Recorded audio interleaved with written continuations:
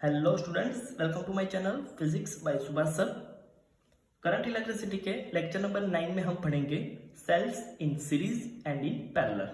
That means अगर एक से ज्यादा सेल्स को अगर सीरीज में कनेक्ट किया हुआ है या फिर पैरेलल में कनेक्ट किया हुआ है तो इस कॉम्बिनेशन का इक्विवेलेंट ईएमएफ क्या होगा, इस कॉम्बिनेशन के लिए इक्विवेलेंट इंटरनल रेजिस्टेंस क्या होगा, उसके बारे में हमें यहाँ पे पढ़ना है। सबसे पहले हम देखेंगे सेल्स इन सीरीज। यहां पे in between 2 point A and C हमने दो सेल को कनेक्ट किया हुआ है। सेल को कुछ इस तरह से कनेक्ट किया हुआ है जिससे फर्स्ट सेल का नेगेटिव टर्मिनल सेकंड सेल के पॉजिटिव टर्मिनल के साथ कनेक्टेड है। फर्स्ट सेल का ईएमएफ है E1 एंड उसका इंटरनल रेजिस्टेंस है R1। सेकेंड सेल का ईएमएफ है E2 एंड इंटरनल रेजिस्टेंस है R2। पूरे कॉम्बिनेशन में I जितना current from C to A flow हो रहा है। Let E1 and E2 are the EMF of the two cell and R1 R2 is their internal resistance respectively. A point पे potential है VA, B point पे potential है VB and C point पे potential है VC। अब हमें अगर A and B के बीच का पोटेंशियल डिफरेंस निकालना है तो इसके लिए हम लिख सकते हैं VAB equal to VA minus VB equal to, last lecture में हमने पढ़ा कि अगर कोई सेल है तो उसके लिए टर्मिनल वोल्टेज का इक्वेशन क्या होगा, वो होगा E1 minus IR1, equation number 1। Same potential difference between point B and C, VBC equal to VB minus VC equal to E2 minus IR2, equation number 2। अब हमें final potential difference between A and C find करना है। That means हमें find करना है VAC। तो उसके लिए हम equation number 1 and equation number 2 अगर दोनों को ऐड कर दे तो कुछ इस तरह से हमें मिलेगा potential difference between terminal A and C equal to VAC equal to VA minus VB plus VB minus VC। यहां से VB negative VB positive cancel होगा तो VAC हमें फाइनल मिलेगा VA minus VC। VA minus VB की value and VB minus VC की value equation number 1 and 2 में से यहाँ पे रखेंगे तो ये कुछ ऐसे हो जाएगा VAC equal to E1 plus E2 minus, दोनों में से I कॉमन निकाला, R1 प्लस R2। अब इन दोनों सेल को अगर हम कोई एक सिंगल सेल के साथ रिप्लेस कर दे जिसका EMF है E equivalent and internal resistance है R इक्विवेलेंट, तो इस सर्किट के लिए potential difference between A and C का इक्वेशन होगा VAC equal to E equivalent minus IR equivalent. यहाँ पे हम देख सकते हैं ये दोनों इक्वेशन VAC के हैं। दोनों को अगर कंपेयर करें तो यहाँ से हमें मिलेगा E equivalent equal to E1 plus E2 and R equivalent equal to R1 plus R2। Students, एक चीज याद रखना, यहाँ पे हमने सेल को इस तरह से कनेक्ट किया हुआ है कि जिससे फर्स्ट सेल का नेगेटिव टर्मिनल सेकंड सेल के पॉजिटिव टर्मिनल के साथ कनेक्ट है। अगर इससे उल्टा हमने फर्स्ट सेल का नेगेटिव टर्मिनल सेकंड सेल के नेगेटिव टर्मिनल के साथ कनेक्ट किया होता तो क्या चेंजेस होते, तो यहाँ पे VBC का जो हमें इक्वेशन मिला उसमें कुछ चेंज आएगा। अब ये इक्वेशन कुछ ऐसा हो जाएगा VBC equal to minus E2 minus IR2। So हमें फाइनल जो E इक्विवेलेंट का इक्वेशन मिला उसमें चेंज हो जाएगा, वो अब मिलेगा E equivalent equal to E1 minus E2। ये किसके लिए है, ये है E1 is greater than E2 के लिए। स्टूडेंट्स, हमें सिर्फ ये याद रखना है कि कनेक्शन में अगर करंट पॉजिटिव प्लेट में से बाहर आ रहा है तो उस सेल के लिए EMF पॉजिटिव लिखना है, और अगर करंट नेगेटिव प्लेट में से बाहर आ रहा है तो उस सेल के लिए EMF नेगेटिव लिखना है। अब ऐसे दो से ज़्यादा मतलब n नंबर ऑफ सेल्स को सीरीज में कनेक्ट किया हो तो इक्विवेलेंट ईएमएफ क्या होगा एंड इक्विवेलेंट इंटरनल रेजिस्टेंस क्या होगा.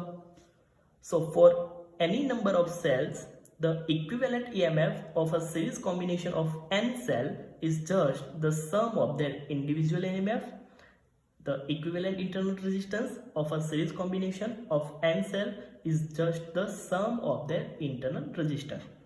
मतलब अगर ऐसे n सेल हो तो उसके लिए E इक्विवेलेंट होगा E1 plus E2 plus up to En. लेकिन जैसे मैंने बताया अगर करंट पॉजिटिव प्लेट में से बाहर आ रहा है तो EMF पॉजिटिव लिखो और अगर करंट नेगेटिव प्लेट में से बाहर आ रहा है तो उसके लिए EMF नेगेटिव लिखो. Internal resistance for n number of cell हो जाएगा R equivalent equal to R1 plus R2 plus R3 plus up to Rn. यहाँ पे याद रखना है कि इक्विवेलेंट रेजिस्टेंस में कोई पॉजिटिव नेगेटिव साइन नहीं आएगी. सारे सेल्स के लिए सीरीज कनेक्शन के लिए रजिस्टर का ऑलवेज एडिशन ही होगा. Now second one is cells in parallel. यहाँ पे मैंने फिगर ड्रॉ की हुई है जिसमें दो सेल कि जिसका EMF है E1 and E2, internal resistance है R1 एंड R2, दोनों को पैरेलल कनेक्ट किया हुआ है. यहाँ पे आप देख सकते हो कि C से I जितना करंट फ्लो हो रहा है, ये करंट B2 पॉइंट पे पहुंचेगा तो दो पार्ट में डिवाइड हो जाएगा. इस I करंट में से I1 जितना करंट ऊपर की ब्रांच में से जाएगा और I2 जितना करंट नीचे की ब्रांच में से जाएगा. ये दोनों करंट सेल में से पास होके B1 पॉइंट पे फिर से मर्ज हो जाएंगे और B1 से आगे इन दोनों का addition that means I1 plus I2 equal to I जितना करंट फ्लो होगा. तो B1 पॉइंट पे हम अगर जंक्शन रूल लगाए, जंक्शन रूल आप लोग किरचॉफ्स लॉ में पढ़ोगे तो हम ऐसा लिख सकते हैं current going outward from B1 point equal to current coming inward at B1 point. That means I equal to I1 plus I2. Now let's suppose potential at point B1 है VB1 and potential at B2 point है VB2. इन दोनों point के बीच का potential difference है let's suppose V. तो B1 और B2 के बीच में अगर V जितना पोटेंशियल है तो मैं ऐसा बोल सकता हूं कि ऊपर की ब्रांच के लिए भी पोटेंशियल होगा V और नीचे की ब्रांच के लिए भी पोटेंशियल होगा V क्योंकि दोनों पैरेलली कनेक्टेड है. तो अगर मैं ऊपर की ब्रांच के लिए बात करूं तो यहाँ पे टर्मिनल वोल्टेज V है तो V equal to VB1 minus VB2. It is the potential difference between point B1 and B2. So V equal to VB1 minus VB2. इस सेल के लिए हम ये इक्वेशन लिख सकते हैं. टर्मिनल वोल्टेज का इक्वेशन है E1 माइनस I1 R1. इस इक्वेशन में से अगर करंट I1 को सब्जेक्ट बनाए तो इक्वेशन हो जाएगा I1 equal to E1 minus V divide by R1. Equation number 2.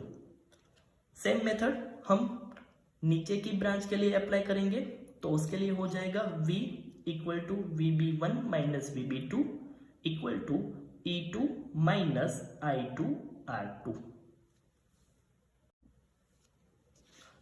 तो ये हो गया V equal to E2 minus I2 R2. इस इक्वेशन में से I2 को सब्जेक्ट बनाएंगे तो I2 equal to E2 minus V divide by R2. Equation number 3.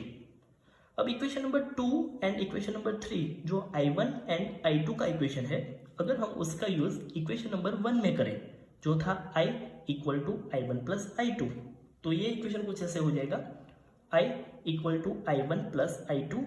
I1 and I2 की वैल्यू रखेंगे तो ये हो जाएगा I equal to E1 minus V divide by R1 plus E2 minus V divide by R2.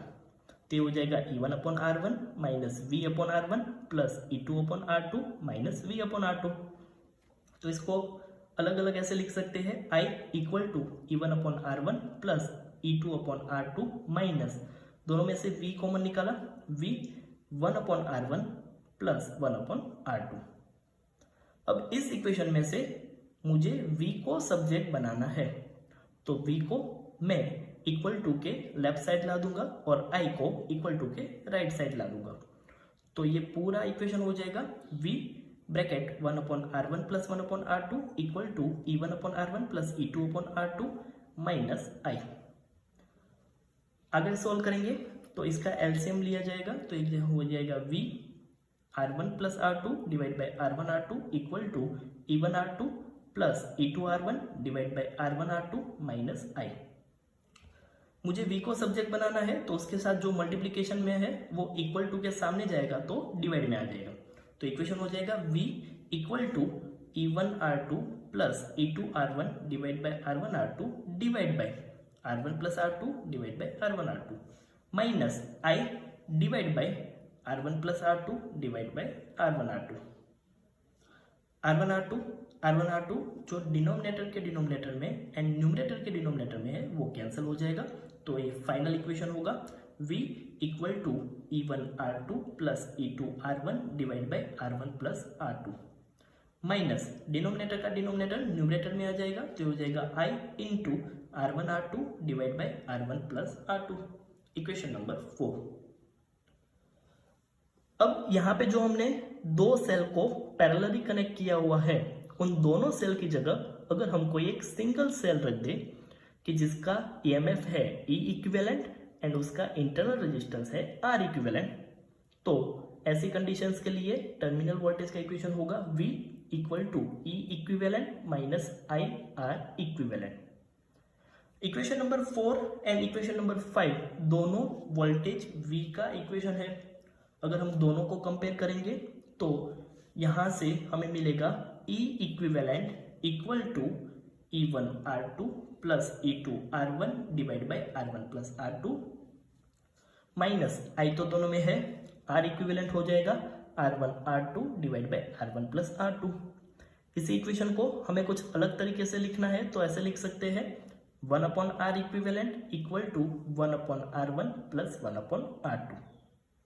एक और equation हमें देखना है, अगर यहाँ पे E equivalent and R equivalent दोनों को अगर डिवाइड किया जाए तो इक्वेशन कुछ इस तरह से होगा E equivalent divide by R equivalent equal to E1 R2 plus E2 R1 divide by R1 plus R2 divide by R equivalent की value R1 R2 divide by R1 plus R2। Further इसे solve करेंगे तो कुछ इस तरह से होगा E1 R2 plus E2 R1 divide by R1 R2। R1 R2 दोनों टर्म के डिवाइड में दे दे तो फाइनल इक्वेशन होगा E equivalent upon R equivalent equal to E1 upon R1 plus E2 upon R2। Students, अगर आप लोगों ने फिगर ध्यान से देखी है तो आपको पता होगा कि वहां पर हमने दोनों सेल के पॉजिटिव टर्मिनल को B1 पॉइंट के साथ एंड दोनों सेल के नेगेटिव टर्मिनल को B2 पॉइंट के साथ कनेक्ट किया हुआ था।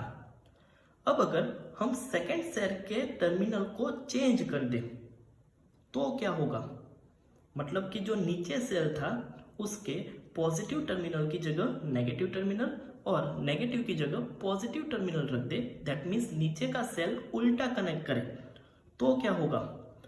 तो उसके लिए जो हमें E2 मिला था EMF का इक्वेशन, तो अब यहाँ पे हमने सेल को उल्टा कनेक्ट किया हुआ है, दैट मीन्स अब करंट पॉजिटिव प्लेट से एंटर करेगा एंड नेगेटिव प्लेट से बाहर आएगा।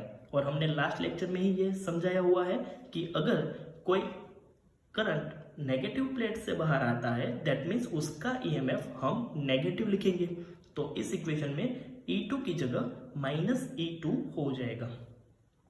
अब ऐसे ही कोई n सेल कि जिसके EMF है E1, E2, E3 up to En and उसके इंटरनल रेजिस्टेंस है R1, R2, R3 up to Rn, अगर ये सारे कनेक्शन को पैरेलल में कनेक्ट किया हुआ है तो उसके लिए इक्विवेलेंट इक्वेशन कुछ इस तरह से होगा। इक्विवेलेंट इंटरनल रेजिस्टेंस का इक्वेशन होगा 1/R equivalent equal to 1/R1 plus 1/R2 plus up to plus 1/Rn and E equivalent upon R equivalent का रेशियो होगा equal to E1/R1 plus E2/R2 plus up to plus En/Rn।